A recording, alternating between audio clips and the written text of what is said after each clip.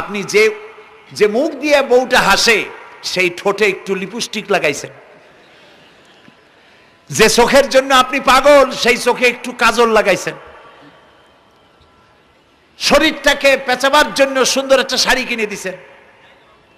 একটা শাড়ি দিয়ে, একটু লিপস্টিক কিনে দিয়ে, চুলের একটা ক্লিপ কিনে দিয়ে, একটা ভালো শাড়ি কিনে দিয়া স্ত্রীর উপরে যদি এত অধিকার আছে যে কোনদিন মৃত্যু পর্যন্ত কোন প্রেমের হাসি, ভালোবাসার আদান প্রদান আপনি ছাড়া আর কারো সাথে করতে পারবে না, এইটা যদি আপনার অধিকার এভাবে প্রতিষ্ঠিত হয়, তাহলে এই হাসি যিনি দিলেন, এই দাঁত, এই সুন্দর চোখ, এই রূপ, এই যৌবন যে আল্লাহ তাআলা দিলেন, তার সামনে কোনো পীর অথবা কবরের সামনে যদি হাত পাতে আল্লাহ বরদাস্ত করেন না।